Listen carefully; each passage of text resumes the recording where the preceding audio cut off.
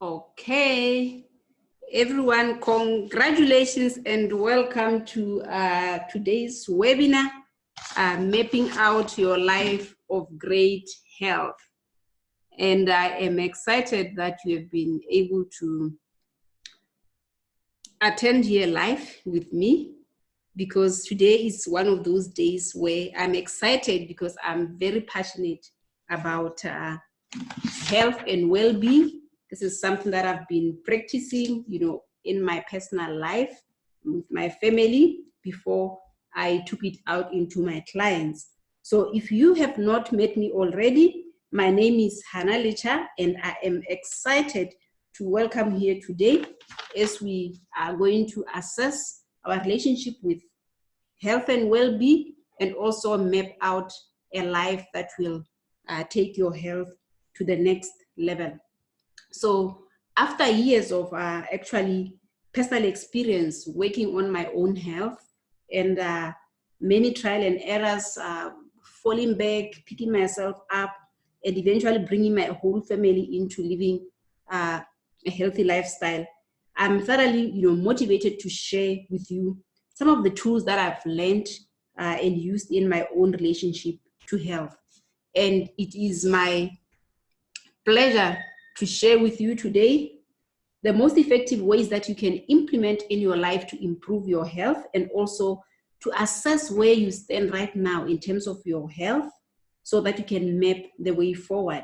Because it is only when you start being honest with yourself and being able to assess where you stand that you can plan the way forward and where you want to go.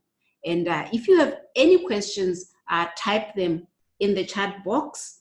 I will address them. But at the end of this call, I'll give you an opportunity to ask me questions and I will answer them. So because I want you to look at to share my screen. Right now, I'm sharing with my screen, but later on, I will stop the share so that I can look you in the eye and see you when you are asking me those questions. So why am I excited about health? Why am I excited about health? I am really excited about health because, health is the foundation of everything. Everything that we do is based on whether we are alive, healthy, and kicking. And we often hear people who are successful, in all manners, who at the end of their life say, I wish I would have taken, more care about my health. I wish I've done better. I wish I've eaten healthy. I wish I had exercised. I wish I had stayed healthy for my entire period of life. You also hear some who said, what, I almost died. I was diagnosed with this illness, but ever since I started eating healthy, I started taking more care of my health, exercising. Now I've reclaimed my vitality again. So, which is why it's really, really very important to start looking at your health seriously. So this presentation will help you to look at ways in which you need to up-level your life and see what you can actually do. So, before I get into the content that I have for you, I want to ask you this important question. I have a question for you. It's actually one question. So on a scale from 1 to 10, where 10 represents optimal health and 1 represents sick and suffering or not really healthy, where are you now? Where are you now? So take a moment now to evaluate yourself from a scale of 1 to 10. Where are you right now, and where do you want to be? So just note that down, and you can also type it there in the chat box for me. Type it in the chat box for me there, where you are right now and where you want to be. Where you want to be right now and where you want to be. Type that in the chat box. Type that in the chat box. Kalalelo, can you type there? Marang, type there in the chat box.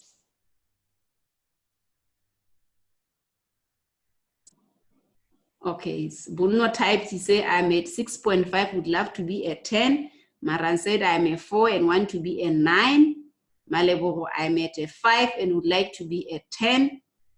Yeah, so the beginning really of everything is being able to honestly assess where you are, and then decide where you would rather want to be. And I'm going to say 5, Amu is saying 3, and she wants to be at a 9. Okay, all right. So this is the starting point. So at least we know that we are here and we want to up level, our health and take it somewhere. So let me just share with you what I want to cover with you today. So my promises for today is that I'm going to share with you why health is important to me, and then share with you some strategies to increase or improve, shift your health from where you are to where you want it to be. And then I'll answer all of your questions, and then I'll give you a gift at the end for showing up, for this for this webinar. Okay. My ultimate promise stems from, the whole transition, the whole journey that I have embarked on, from a very early age of my life. So here is my family. I want you to meet my family. That's my husband and my 2 girls, Uhona and Buipelo. So for me, really, health and well-being and wellness is something that I started, cultivating from a very early age. I grew up as a very choosy child who couldn't just eat anything and everything. And I found myself at high school where I didn't eat bread, I didn't drink tea, and I would pack my soft porridge and just eat real food, and just eat real food at school. That was at secondary school, at Mount Senior. And when peer pressure was so high and some people were laughing at me for bringing soft porridge to school, but I was adamant that I was not going to drink that fona, that they were feeding us at the refectory. And that went on, and I went to university. And at university, I wasn't sick. I didn't have any health challenge, but I didn't like what was prepared there at the refec. And I found myself finding my way to get a special diet card so that I could eat at the special diet counter, something that I did from my first year to my 4th year. And then I couldn't afford to go to a gym, but as a biology student, we had a physiology lab, and at the lab there was a bicycle and treadmill. And I spoke to the lecturer who was responsible for the lab and asked her if I could exercise in the lab, and she agreed. So I did my whole exercise there. And besides, I was an athlete for a very long time when I was growing up. So at university level, I was doing long jump, high jump, and running 200 and 400 meters. So I kind of lived a kind of active lifestyle for a very long time. And that is the kind of life that I felt like, if I have a family, I want my family to also adopt this healthy lifestyle.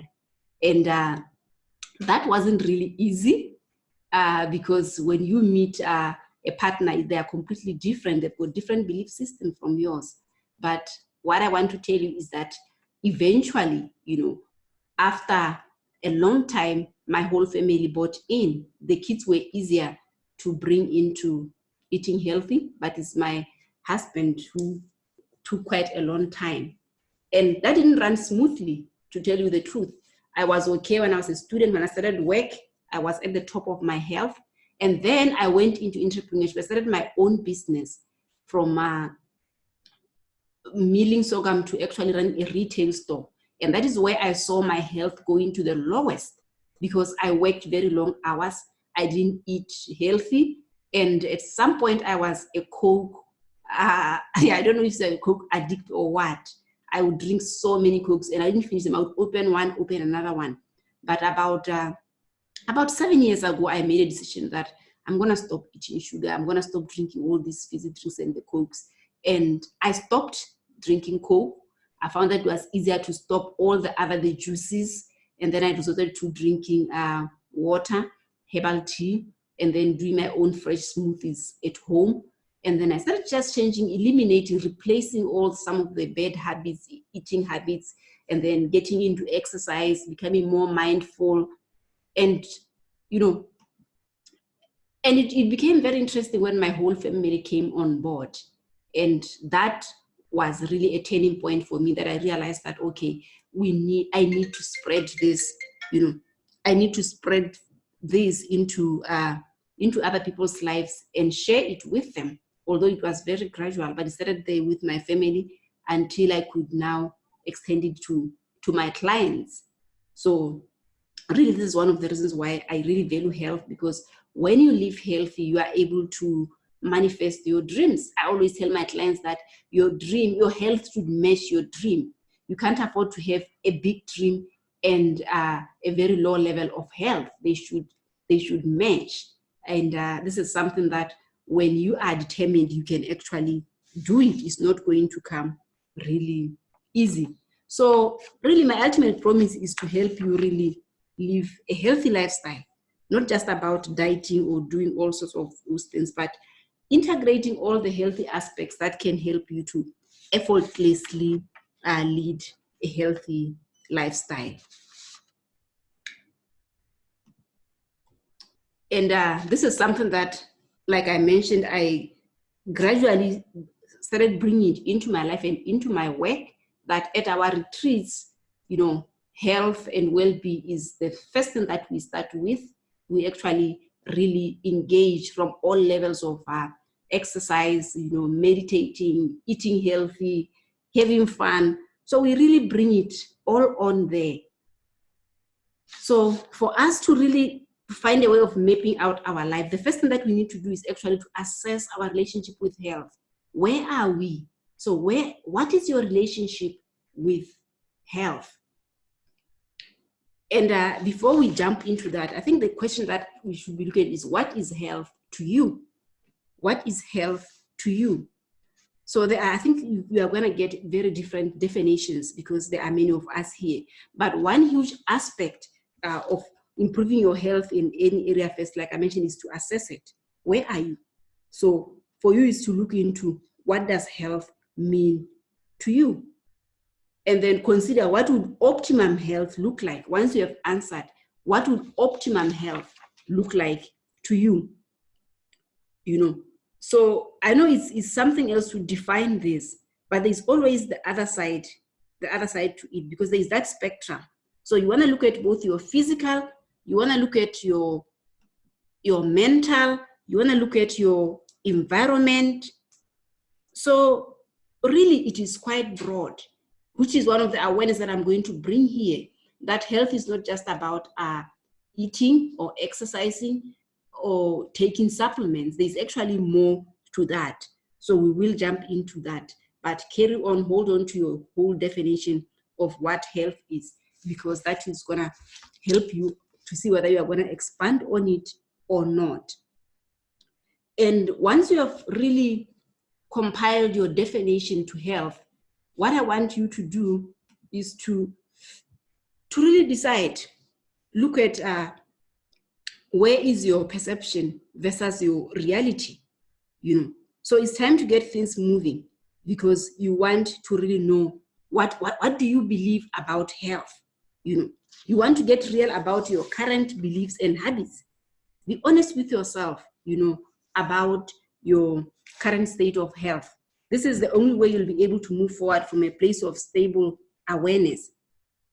And I want to ask you a few questions to help you do that. What are your priorities?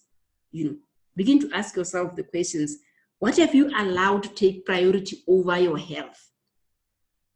Are you prepared to tackle this lifestyle factor in order to take back control of your health? Because you want to get back control of your health. So what have you allowed to take priority? It's going to differ for us. For some people, they're going to say it's children. Ever since I had children and I stopped taking care of myself. Some are going to say it's my job. I'm always at work. Some are going to say it's my business. Some are going to say it's my relationship. My spouse doesn't want to eat healthy. My spouse doesn't want to exercise. So really, if you are saying now, maybe that is your career that is taking priority over your health, what are you willing to do so that you can move forward, so that you can now start giving your health a priority? That's the question that I want you to ask. Because then you need to do a lot of soul searching to really find where is your priority. Is your priority at your health or with your kids, with your family by default, or is it something that is intentional? Is it something that is really intentional? So you want to really look at those things and refine your reality, versus your perception. What is your reality versus your perception?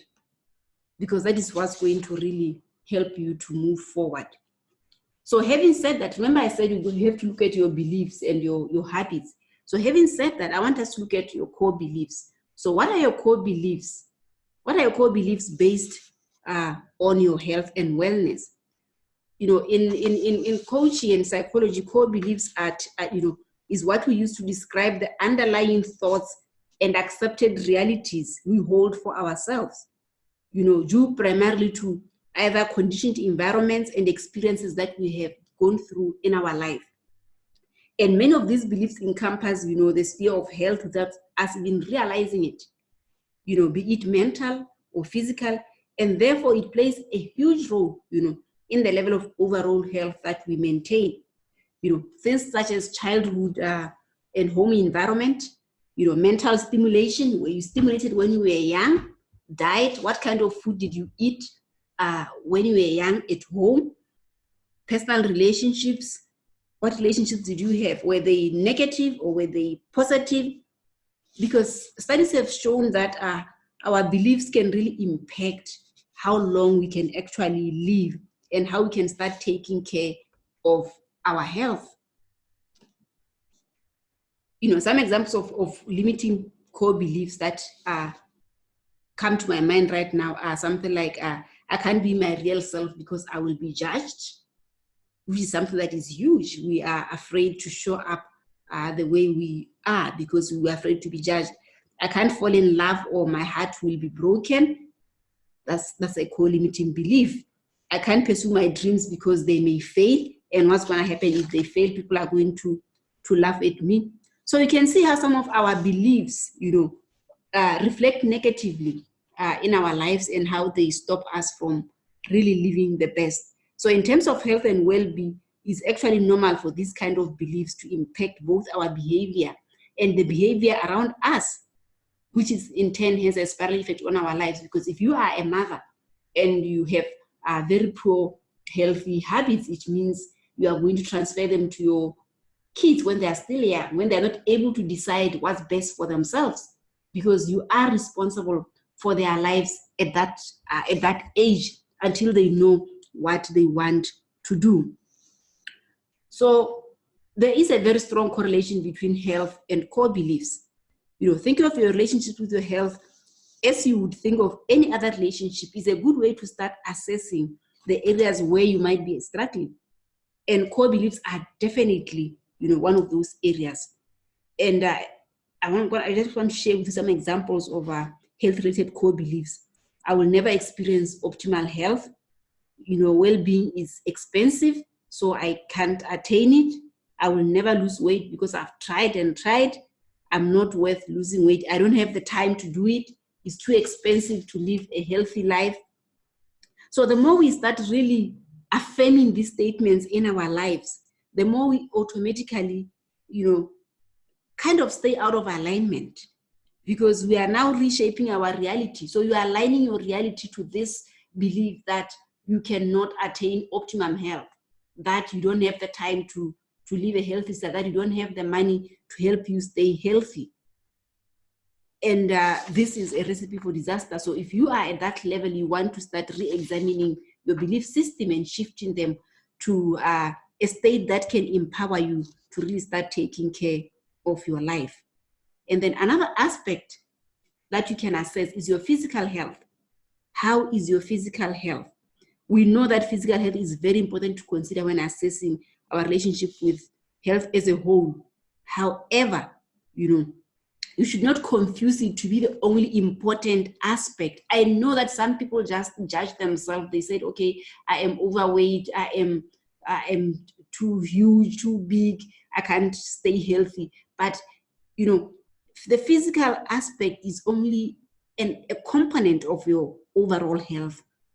I know that today, especially with social media, health is portrayed as a peak state of physical fitness, you know, and this often push people to the extreme because they think that if they don't look physically fit, then there is something that is actually wrong and that their overall health is going to lower.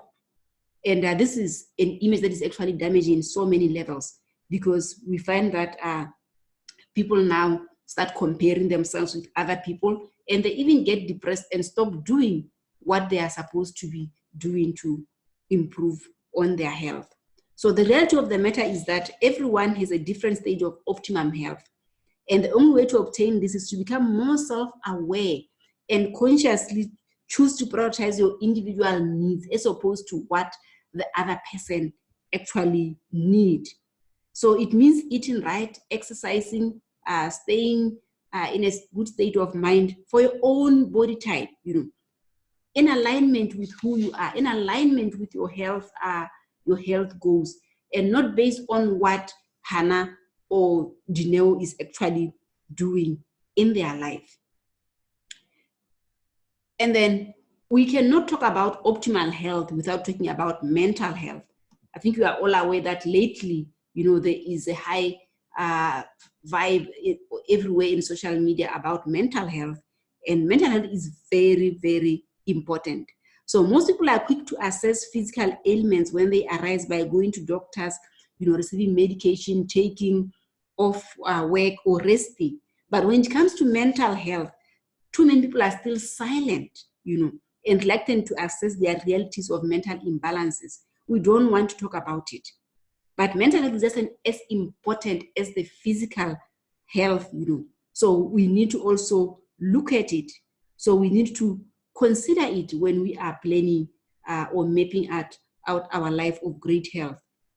So while it is easy to determine when your physical health is out of balance, it's not easy to actually determine your mental health. But there are some signs that you can look out for.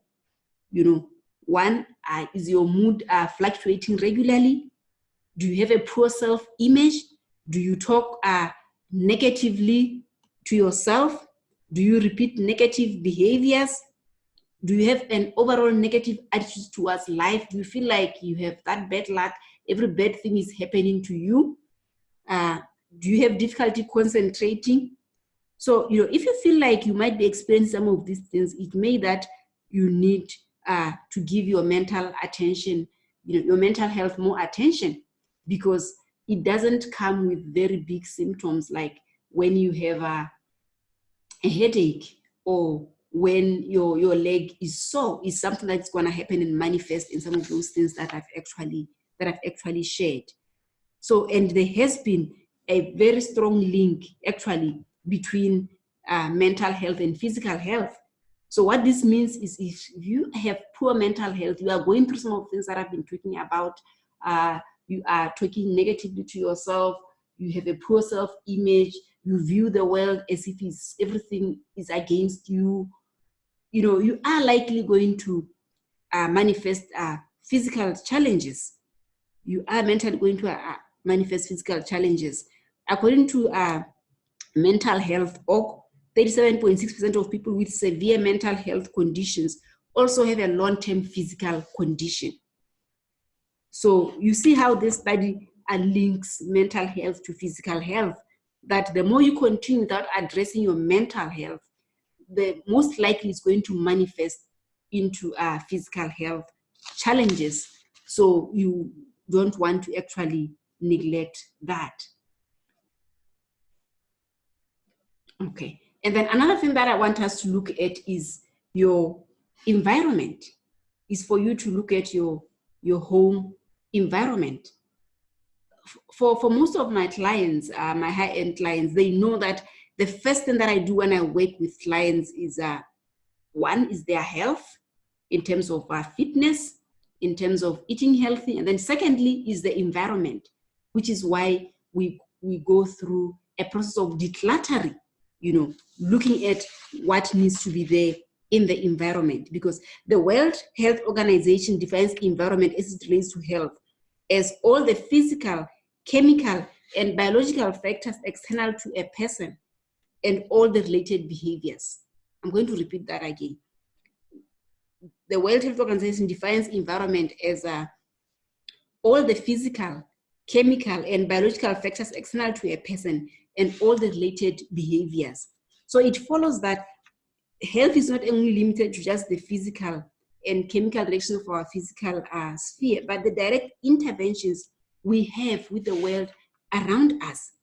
So really, in terms of our mental health, the environment can refer to the relationships we cultivate and the physical environment we spend most of our everyday lives, which is very, very simple.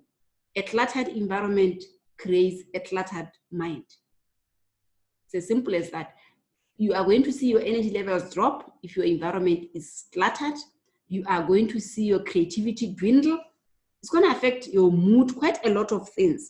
I know if you have not really embarked on a process of decluttering, you will not know what I mean by this. But those who have actually gone all the way out to take care of their environment know what I actually mean by this.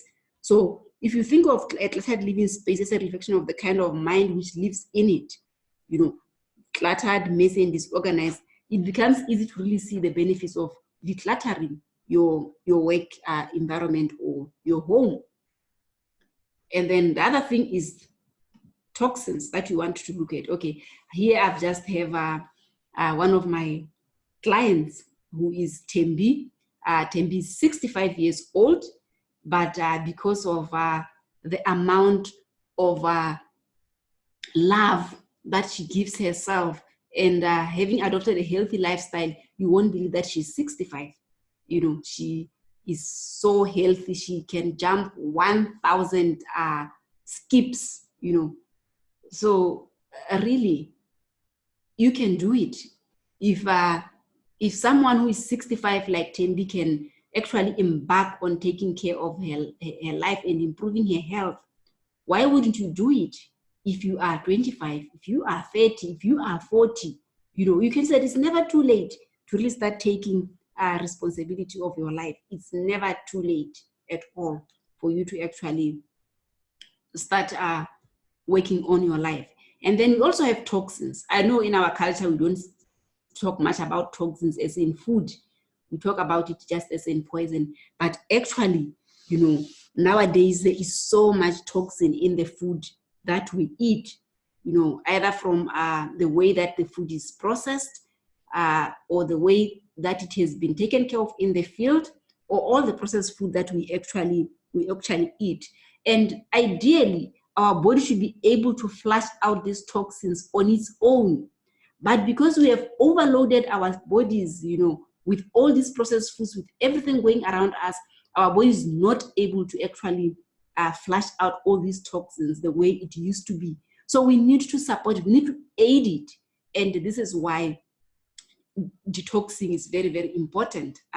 One of the things that we do at our retreats is we detox, and then I put people into a process that they can go and continue doing when they get home, so that on a regular basis they detox and cleanse out all these toxins that are in their bodies, because it's not good for the ultimum health. So an example of some of the environmental toxins could be lead and mercury that we could find in a lot of our equipments that we use, and even in some of the food that we eat. So which is why we need to find a way of flushing out, helping the body to eliminate out those toxins that are in our bodies. And one thing that I want to also, which I think I am a big fan of, is preventive medicine.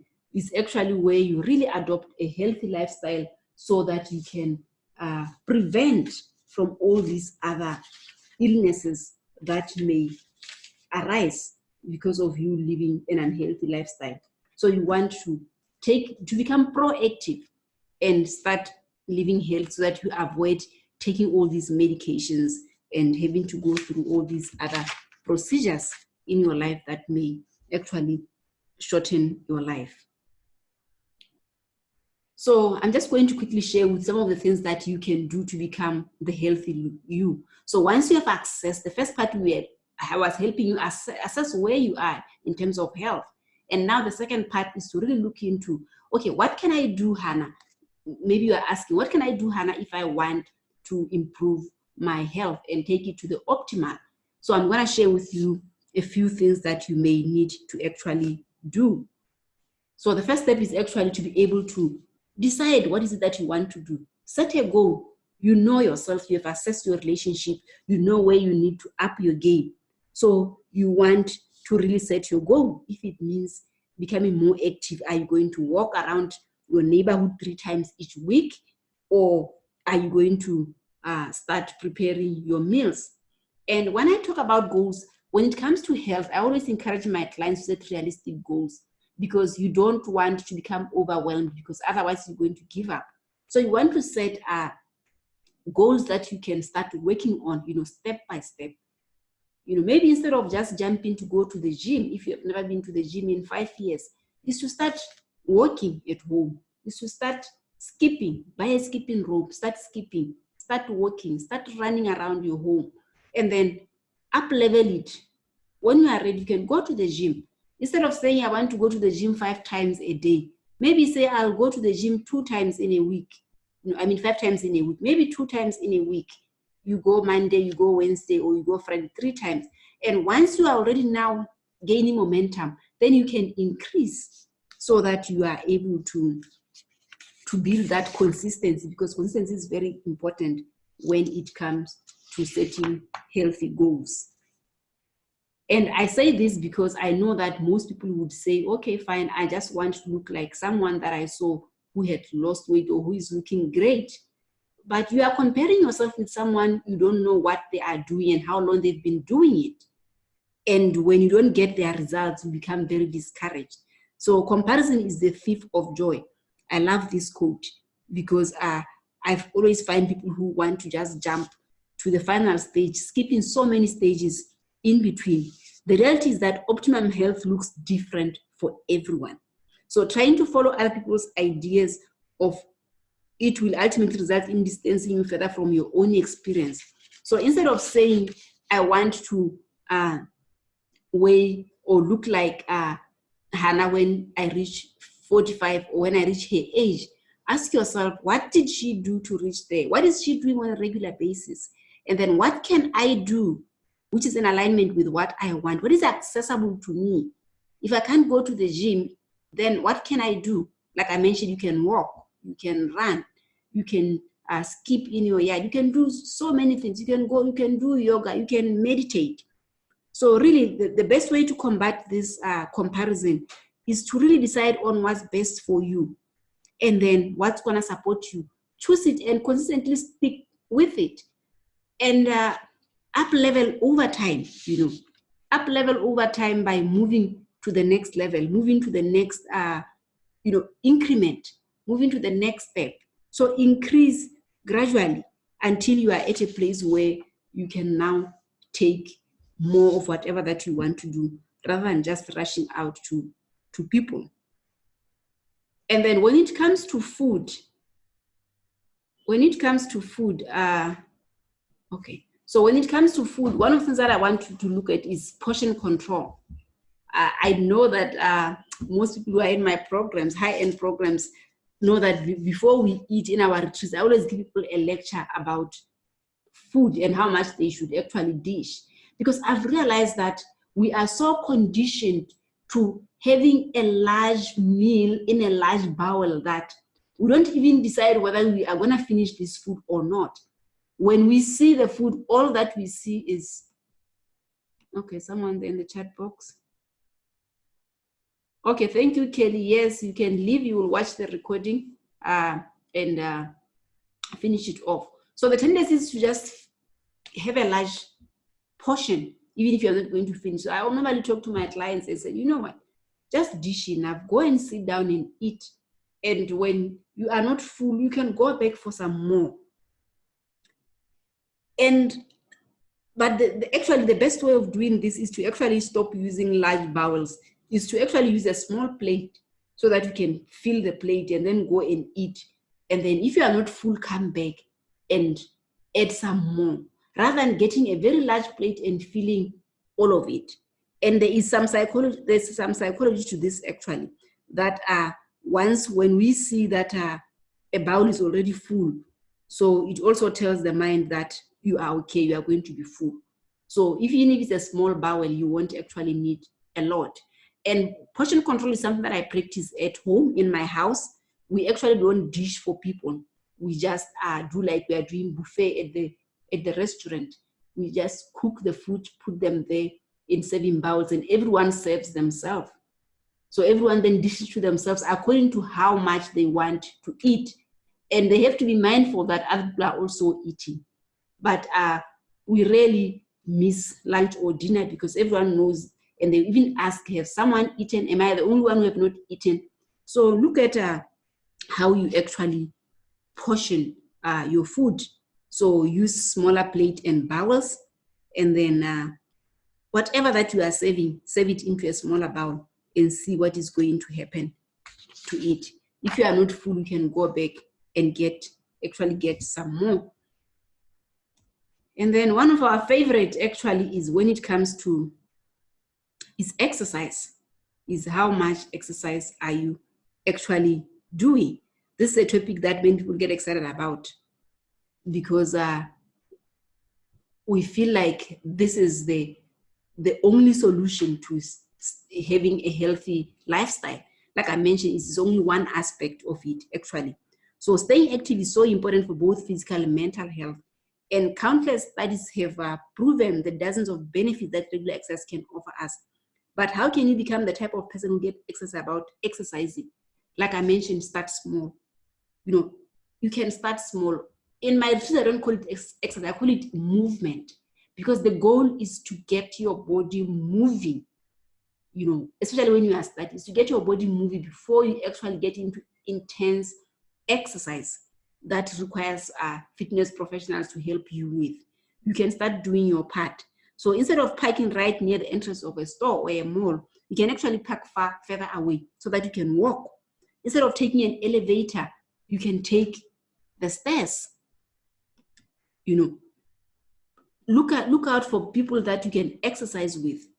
You know, some do it through dance. You can join Zumba and do exercise through Zumba. You can do yoga. You can go to the gym. You can do aerobics. You can use machines.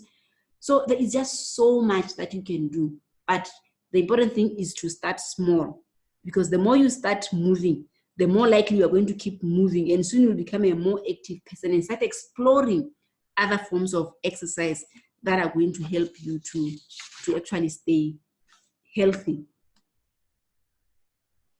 And then the other thing is you need to be prepared. Food, prepare. What are you going to eat? Don't just wake up and hurry food into the pot. Decide the day before. For me, when I'm in Mau, I'm the one who prepared meals. So even when I buy them at the shop, because I mostly eat vegetables, so I buy them knowing that I'm going to prepare which meals for that week. Like I would buy for a whole week. And in Gaborone, mostly is my house helper, my house engineer who prepares meals. And he also has to know in advance, before she sleeps, he wants to know what I'm preparing tomorrow. Because if you don't do that, you are going to end up not eating or either going out to actually buy or even skipping meals. So you want to really be prepared, you know, prepare what you want to eat. And that will also determine what you are going to buy at the store. So you don't go to the shop to just put everything in the basket. You want to know what you want to do. So there are a lot of blogs out there online with meal preparations and everything else. And some of the programs that I am launching, the health-related ones, will also have a lot about meal preparation. So I can support you if you don't know what to actually eat. And then you want to bring more fruits and veggies, you know, in your life. Incorporating more fruits and vegetables in our diet is something that all of us could benefit from. But we know that they go bad very quickly. and they require preparation, a lot of preparation. But if you plan in advance and buy only enough for a certain time, like for a week, and you learn how to store some of them, maybe freeze some if you are drinking smoothies like me, so that you get them out there. So you want to come up with ways of how do you keep those fruits and veg much longer. This is something that I also share in my upcoming health programs, where I share with you proven tips of and strategies of how to store your fruits and veg that they stay for a long time. And then eating out is one of the things that take people out of their annual healthy goals that they set in January when you start eating out. And but you should not stop eating out because you are not going to stick to your health goals. You want to learn how to eat out without overindulging and breaking away from your healthy lifestyle. So, because the most important thing for you is to balance what you are eating. It's really balanced. There is a grade. Like, for me, I'm at a level where I know what I don't want to eat and what I eat. And this guides me to where I can go. There are students where I don't go there at all because they don't have my meal options. So it leaves me with only a few restaurants where I know if I go there, I'll get a healthy option. And actually, once you know what you want and what healthy looks like for you, you realize that there are so many healthy options in almost every restaurant. It's only that you have to ask, because some of them are not advertised there. But if you tell them, I don't want this, can I replace it with this? They'll always do it for you. They will always do that for you if you know what you really want. So you just want to start balancing and cutting out. If you are a French fries person, don't just try and quit French fries. Maybe reduce the portion. Maybe when you're at the restaurant, share with your friend, let them buy the healthy part and you get another one, and you share the meal. So gradually get out of those bad eating healthy habits, and choose restaurants that won't tempt you so to eat things that you don't want to eat. If you want to eat more vegetables, then you don't want to see yourself going to KFC at all or going to Chicken Licken. You want to go to a store or a restaurant that will give you healthy food. So you want to really get to know what is it that you really want and where can you get it. And some people blame traveling. They'll say, oh, I've been traveling, and because I was traveling, I was eating healthy. You know what? I tell people that I eat the most healthiest and exercise and have all the massages that I want when I'm traveling. For me, really, that is where I'm at the tip, of my optimum health, because I take advantage of what is there in the restaurants. I eat healthy food. I'll be eating salmon, eating tuna with vegetables. I'll be drinking all the herbal teas you can think of. And when I come, I buy them. When I travel abroad, I bring all those healthy herbal teas that I don't have. And I sample the massage spas. I go there and get a treat, get massaged there. So if you don't know what to do when you're on vacation, you don't want to go and overindulge, then you want to be very mindful. If you are the alcohol drinking type, make sure you drink the alcohol and drink a lot of water.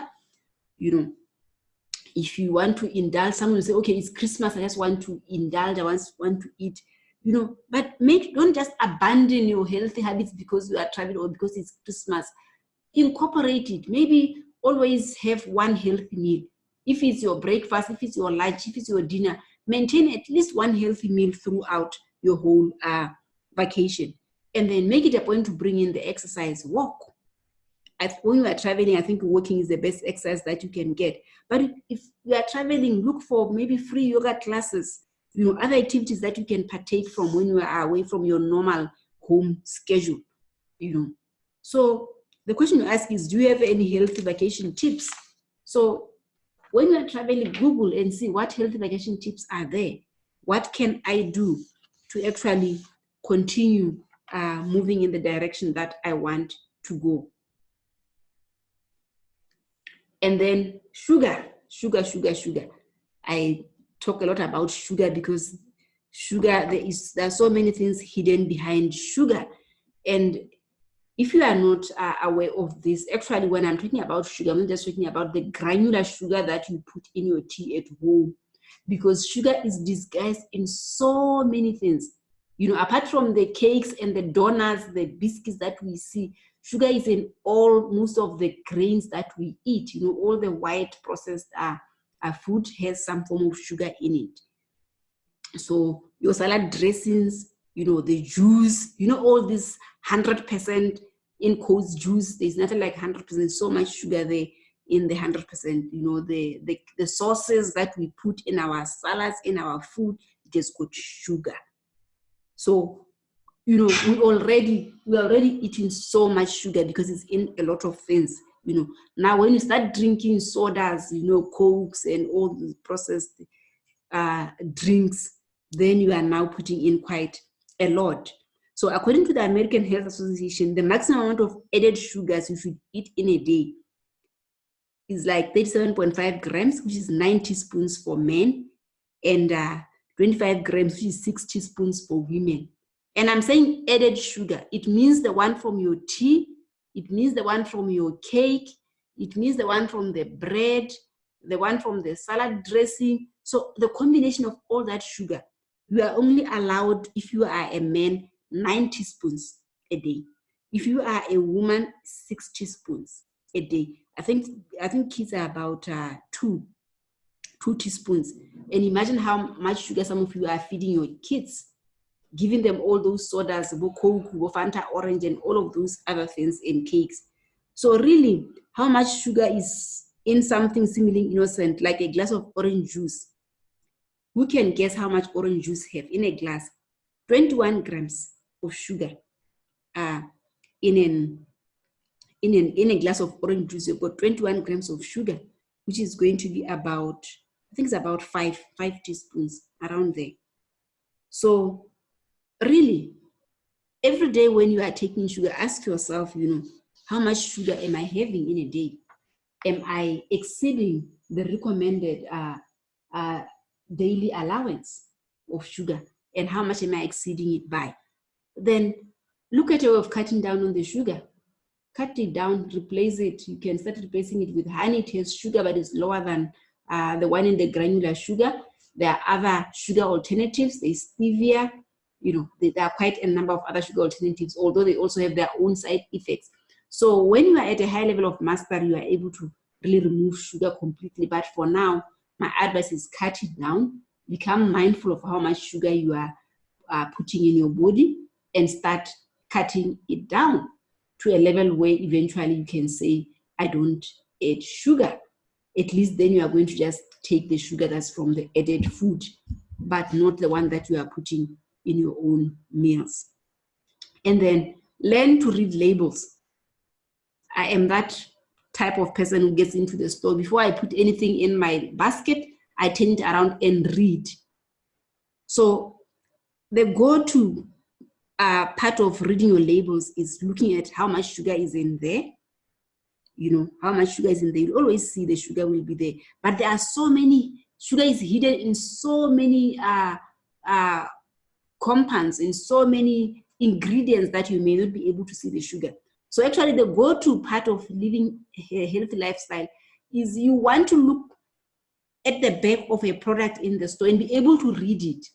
If it starts sounding like you are in a science lab and you have to read all those scientific terms, then you know it's not good for you. Put it back. If your grandmother cannot read all those things written at the back of what you are buying, put it back, because it means there are so many added things in it, processed food, chemicals that your body don't actually need. So start looking at that thing. So another way is, if you are buying food, the first ingredient should be what you are buying, followed by maybe water. But if you find that the ingredient that you want is actually the smallest, yes, Bono, you'll complete the recording. I'll soon finish, so you will catch up there on the recording. So, okay, where I was, okay, let me go back there. So I was there at the labels that what you want should be at the forefront. So if you find that what you want is in very small quantities, and then there are a lot of other things that are added, then you know that that food is highly, highly processed. So my advice when it comes to really food is to go to real food. What is a real food? Real food is the food that's either directly from the farm that you can see. This is an orange, this is an apple, this is a potato. The ones that you can actually see, that is the real food. So if you are looking at meat, red meat in the store, that's real food. So the gradient is the meat that you can see, and then you cut down on the processed food, which is either the polony, which is either the salamis, the mincemeat, the sausage. Those are processed. So that's the gradient. And then when that is the gradient that you want to be looking at. So more real food. So if it's meat, it's from the cow, it's from the chicken. You can see it, you can tell which part is a wing, it's a drumstick. But once it's already processed and mashed up, then you want to stay away from it. And another thing is to know the basic nutrition. How much should you be putting in your food? So right now, what is recommended is that you have a lot.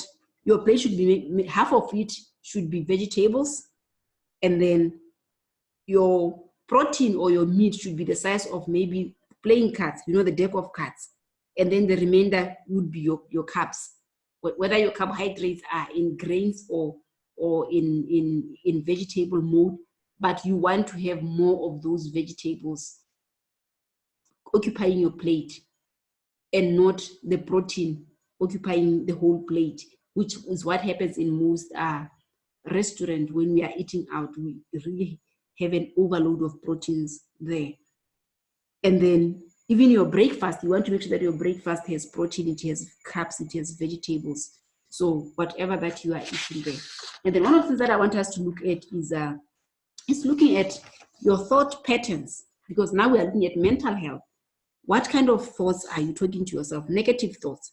If every day you are hitting yourself with negative thoughts, so they are going to impact negatively on your mental health and eventually on your productivity. And then more frustration and stress is going to actually come. So if you are having a lot of negative energy thoughts, what you can do is you can start writing them down. Journal. Put them down, Let your streams of thoughts out of your head and onto paper, because you don't want to be spiraling them on your head. Or talk about it with a friend. If you have a friend who you can talk to, your spouse, your fiance, or if you have a coach, talk to a coach. Or if you think it needs more advanced level help, talk to a therapist, a psychologist, or a mental health professional, because you don't want it going that far. So the same goes to dealing with stress. How do you deal with stress? There are healthy and unhealthy ways to deal with stress. It all comes to how you channel your negative energy into something productive or something unproductive. So unhealthy and productive ways maybe eating too much or drinking alcohol because you can't handle your stress, getting angry and beating everyone about it. Or healthy productive ways, you can exercise, you can talk about your stress with someone, you can journal, like I mentioned, you can get creative, paint, draw, clean, organize. There are so many things that you can do to help handle your stress before it gets out of hand. And then add joy to your day-to-day life. What is it that gives you joy? Once you find what gives you joy and you bring it more into your life, you realize that you channel your energy into things that are beneficial than into things that are actually sucking your energy out. So what is that for you? And then take care of yourself. Self-care is very, very important. And this is one of the things that I also share with my clients, that self-care is important. And I actually share with them the different self-care tips that they can actually implement in their life. I know that this word gets thrown away around so easily, but it actually means more. Self-care is not just about, being beautiful, makeup, and all of those. It's actually taking deliberate care of your mental, emotional, and physical health. Is doing those things that refuel you and give you energy. So Self-care is actually an active choice that you want to make if you want to take your health to the next level. You want to really make it a part of who you are. You want to establish a no list. You want to be able to say no to some things so that you can say yes to some things. You don't want to find yourself trying to attend every event that is there, because you are going to burn out and be exhausted. So you want to learn to say no to some of the things so that you can say yes to other things. You want to follow up on your medical care, your medical checkups. Are you doing them? You know, it also includes eating healthy, exercising, getting some rest, and especially sleep. Sleep is very important when it comes to our well-being. If we don't get enough sleep, we start really slagging and inviting a lot of health challenges into our lives. So you really want to be able to bring that into your life. Okay. Yeah, I know that as I've shared this with some of you are wondering and they're saying, you know, but I've got other responsibilities and I can't do all of those things that we are talking about because I am responsible for my family. I've got work commitments. So, you know, it may seem impossible to strike a balance between ensuring your health is in check and still fulfilling other duties. But if you are still struggling with getting your life, your health to the level that you want, I want to try and understand it this way. Imagine how much these other areas of your life, you know, your kids, your work, your relationships, would benefit from you being in an optimum state of health and owning your own space. How much would your kids benefit from a healthy you? How much? I always say that one of the reasons why I empower mostly women to live a healthy lifestyle is because of the impact that we have on our families, you know, whether we are in a good space or in a bad space. But most of the time, if we are in a bad space, it is our kids and family members who really get the hard end of the stick in this, because we become grumpy, we become angry, we just snap for no reason. Have you seen yourself doing that? Did you catch yourself being just snappy and shouting at everyone in the house? Yeah, I know that in the past I've seen myself doing that. And sometimes when I'm grumpy, my daughter will probably say, no, Mama, don't take your stress on us. So this is how much we reflect our negative energy onto the people who are around us, especially our kids. So really, there are a few areas of our lives that don't improve when we start prioritizing self-care. So it's important that you want to decide what is more important for you and how can you strike a balance between your work and your health, and how being healthy would actually improve your career or help you show up more on your business.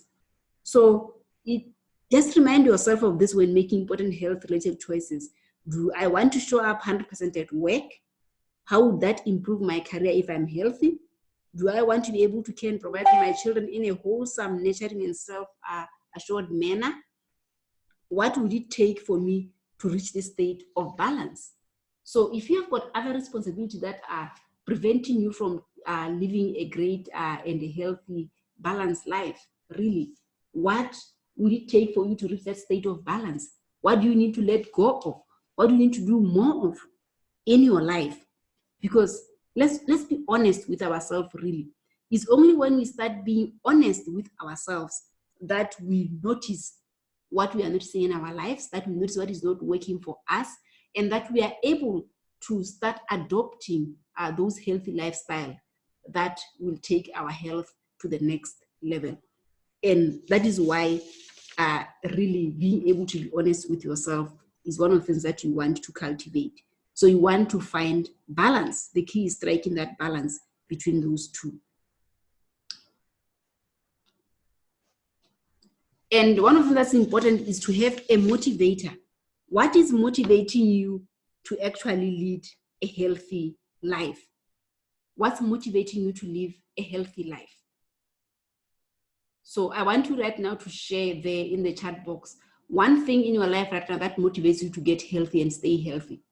What is that one thing in your life right now that motivates you to get healthy and stay healthy? Can you type that in the chat box?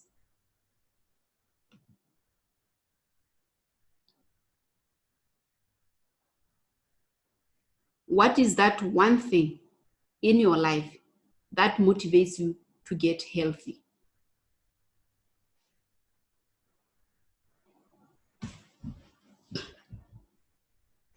What is that one thing in your life that motivates you to get healthy? So can you type there in your chat box? Those who are still there in the call. What is one thing? Okay, someone said to be able to complete my studies, and then that's Dimpo, and Marang says to boost my self-confidence. What else? What motivates you to get healthy and actually stay healthy? What motivates you to get healthy and actually stay healthy? Okay, I'll go back and check what others have written there. So let me just continue there and see. So like I mentioned, for me, really, staying healthy and young, that's new. Yeah, for me, one of the reasons why I'm motivated to stay healthy is so that I look good and feel good. You know, I know it's for a selfish reason, but I just love looking good and feeling good. And then secondly, so that I can be able to achieve my dreams, because I have these big audacious dreams that I believe if I'm not healthy, I won't be able to actually achieve them. And then the thirdly is my kids. You know, I want to be there for my kids. You know, I have this other daughter, my daughter Buipelo, who is really a big dreamer and highly adventurous, and I want to help her manifest her dreams. I want to be there for her. And then on the other end of the spectrum, I have my 11-year daughter, Okwana, who is a special needs child. And I want to be there to empower her so that at least when I die, she's able to take care of herself. She has found something that she can do with her life because, you know, right now, academics is not what's in it for her. So we need to find other ways of empowering her. So those are some of the reasons that really, for me, motivate me to stay healthy and continue taking care of my life. Yes, Toyin said to achieve my plans, and Amungalang said to be able to live a fruitful and meaningful life that allow me to be my authentic self. Yes, Mukulu to live longer and be there for my kids. Kalelo have energy levels matching my dreams. Yes, I always tell people that your why for staying healthy should be big enough. You know, it should be big enough, because if your why is strong, it is going to sustain you even when you don't feel like maintaining a healthy lifestyle.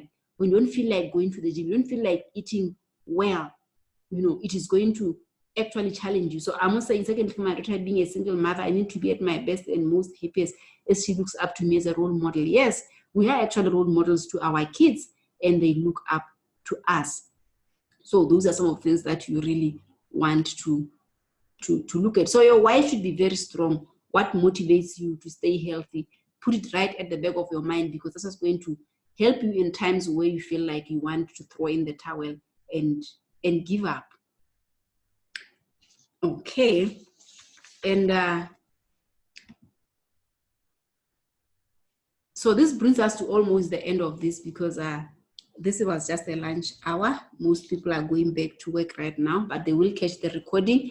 So one of the things that I do, like I mentioned, is I've been helping people with their health right into my programs, inside my programs. But I'm now, as part of the changing that's going on in my organization, I am now really looking more into health and well-being in terms of, okay, how can I really support my clients now with programs that are doctor and dietitians approved that I could use with my clients. And this is where I am right now, where I am ready to offer you, you know, doctor, dietitian, health approved programs that can help you maintain a healthy lifestyle. You know, it is not just going to be health, it's both health and your well-being. You know, well-being is a very broad word. It means you are energetic, you have the energy to carry through your daily routines to do the things that you want in your life. And I am, just for showing up because you have watched this, you were here, I offering 5 people to sign up to get a free 30 minutes consultation session where I can answer your questions relating to your health based on what we have assessed right now. And then I can offer you strategies of what's next, what you can do to take your health from where you are, whether you said you were at a 3, maybe take it from a 3 to a 10, or 10 is the ultimate, maybe take it to a 3 to an 8 or a 9, or all the way, determined based on how much you are determined to really shift your health. So you can go to that link, http -bit.ly Aging Gracefully with Hannah, and get a free 30-minute session there where I can answer your questions and give you some strategies and the next steps that you can take to up your game in terms of your health and well-being. I will also share this to you via email. If you have registered, we'll share this link as well. So if you don't get it now, don't fret, because we are going to actually be able to share it there. And one of the things that I encourage my clients is that when you start embarking on a healthy lifestyle, don't go it alone. Bring in your family. Like I mentioned, I brought in my whole family into it. And this is one family that inspires me. This is Wami to the left, and the husband and the daughter. Wami is one of my clients. She's a graduate of my signature program, Ignite Your Spark, and I'm also coaching her one-on-one. She's actually a life coach and a consultant. So I'm helping her also both in her personal life and her professional life. And this year in January, she brought the whole family to the retreat, and it was amazing. And even right now, it's amazing when you hear her share their stories at home, where the whole family is on board, the husband is on board. And we really enjoyed having the husband at the retreat. He was the only man at the retreat, but it was really quite fun to have both of them. So once you are ready and you have embarked on this life, don't do it alone. You know, I've heard people who say, no, you can't touch this olive oil. This is just for me. It's not for my kids or my husband. And I wonder, do you really love your family if there are some food that you'd be eating them alone? So for me, I share it with them. If they don't want it, then I'll have it by myself. And I love it when they don't have it. But I always offer it to them first, that, okay, let's try this. It's healthy, it's nice, it's good for your health. If they don't want it, I'll eat it by myself. But eventually, everyone starts dipping in their hands into it. So stop being that mother, wife who is saying this one is just for me because it's healthy. Buy it for the whole family, you know. Okay, so coming almost to the end of this is where the ultimate question that I'm asking you is, when it comes to assessing your health and how you relate to them on a day-to-day basis, the ultimate question comes down to this: are you prepared to accept the habits which may be holding you back from experiencing optimal health?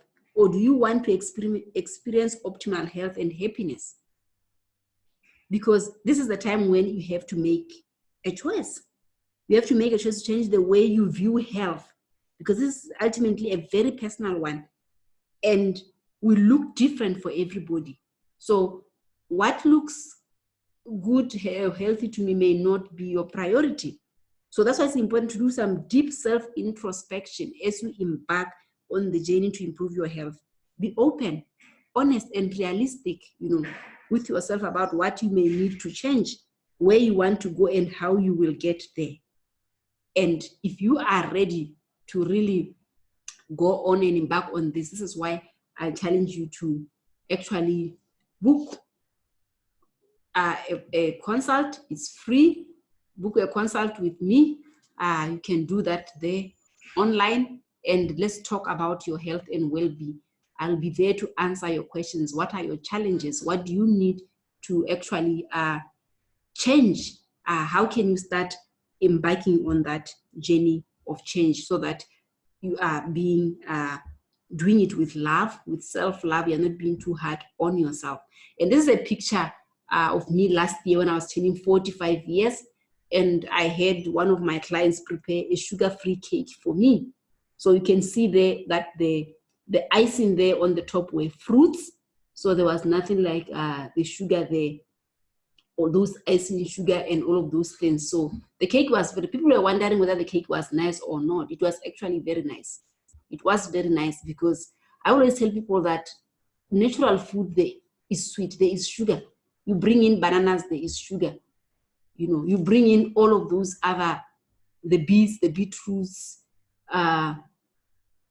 you're going to get quite a lot out of it. There is that natural sugar that is there.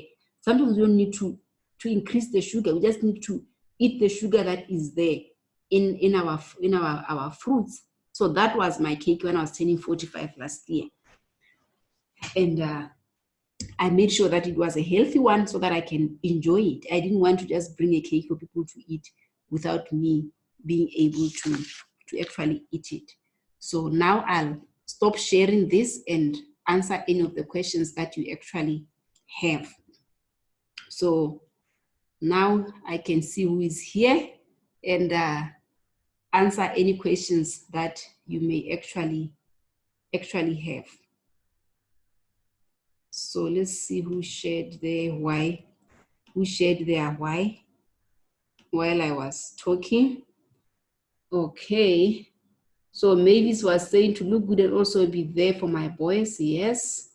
And Malebo is saying to live longer, stay healthy and be confident. Sisi said to live longer and stress-free.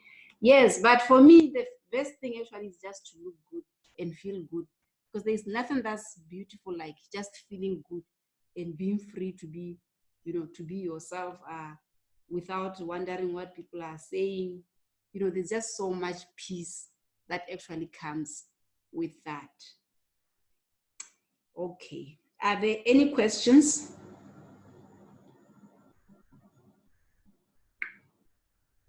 Any questions or any comments before I call it off so that some of you can get back to work? I can see some are in the office, so that you can now start concentrating on your work there before the employer cuts the internet off.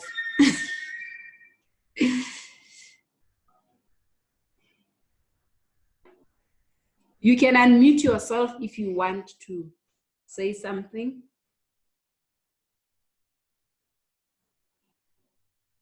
Wow. It's interesting to see there's Toyin there. She has logged in all the way from Australia. I think, no, it's New Zealand. Yeah, I think Toyin is in New Zealand. And Dimpo is in China. Thank you, Dimpo and Toyin, for that.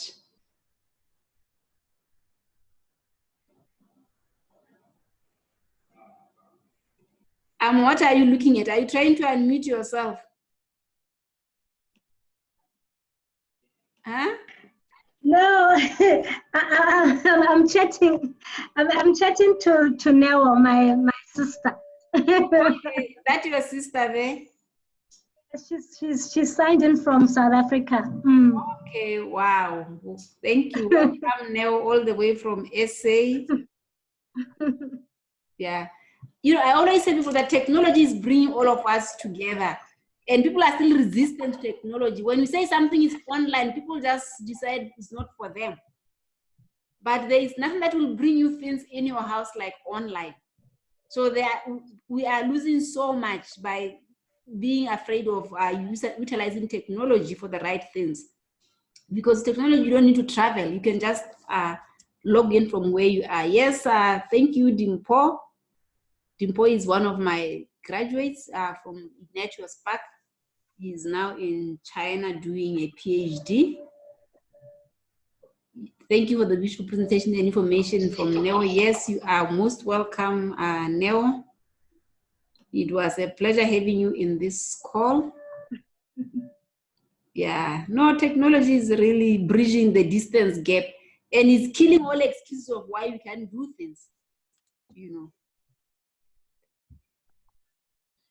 All right, if there are no questions or comments, I'm going to call it a day and end so that we can get back to other things. So thank you very much for attending our live. and those who are left for work, they can catch the recording.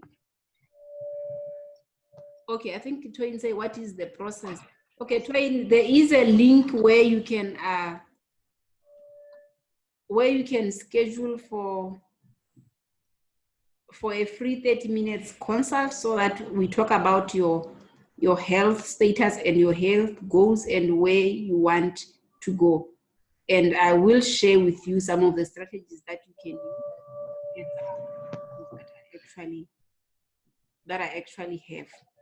So I will also type it here. Aging gracefully with Hannah. That's one of the things that I want. I want to age gracefully. So I always tell people that I want to be the same way that I am in my 60s. Now I'll be 46 this year. So I am approaching my 50. So, okay, thank you for the wonderful staying healthy, coach. Thank you, Parallelo.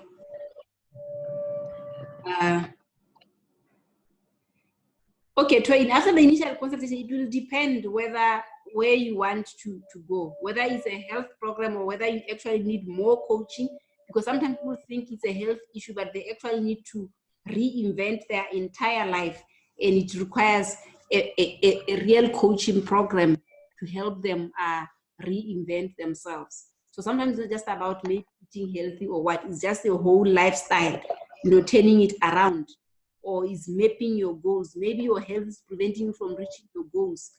If you are not in a mental state, you find yourself challenged to actually achieve the things that you want. Your productivity may be compromised. So depending on where you are, when we actually start a conversation, I will be able to guide you in the right direction of where you need to start or what is it that you need to do. So that is that.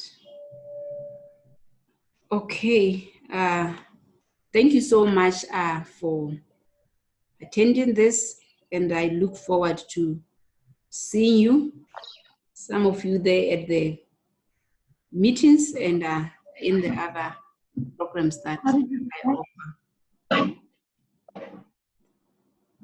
You are welcome, Amu. You are welcome, Umkhulu. You are welcome. Oh, where is she? Where is she? I'm all the way from Gumare. Technology doesn't matter whether you are in the village or where. As long as there is internet, you can connect with the world. All right.